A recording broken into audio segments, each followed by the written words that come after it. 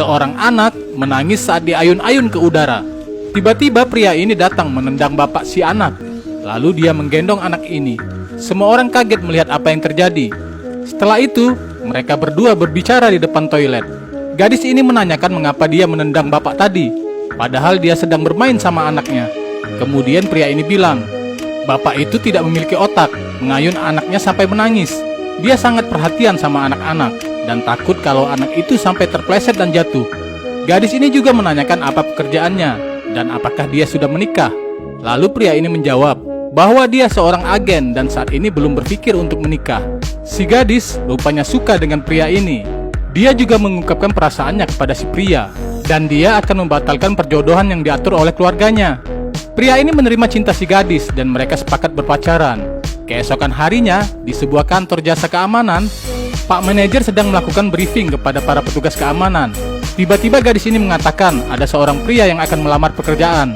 Manajer ini menyuruh dia untuk masuk, lalu pria ini berdiri di hadapannya. Pak Manajer mengatakan bahwa pria ini lemah. Jika ingin menghajarnya, dia akan membanting dan meninju muka si pria sehingga menjadi hancur berantakan. Tapi tiba-tiba tangan Pak Manajer dipelintir dan badannya diangkat oleh pria ini. Para petugas bertepuk tangan senang melihatnya. Lalu gadis ini menyuruh si pria untuk menurunkannya. Pak Manajer sangat merasa ketakutan dan cemas. Setelah itu si manajer menerima pria ini untuk bekerja. Kemudian mereka pergi bersama-sama menemui seorang klien. Manajer ini bilang bahwa dia memiliki kontrak penjaga keamanan di sebuah mall. Tapi kemarin mereka akan memutuskan kerjasamanya. Jadi saat ini dia harus menemui pemilik mall untuk mendiskusikan hal ini kembali.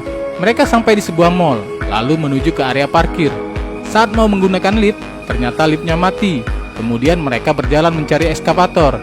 Di jalan, pria ini melihat seorang petugas keamanan yang tertidur. Lalu saat sampai di eskavator, ternyata eskavator pun mati. Mereka pun naik dengan berjalan. Tiba di lantai atas, manajer ini masuk ke sebuah ruangan. Pasangan kekasih ini berjalan melihat pusat perbelanjaan. Lanjut next part ya guys.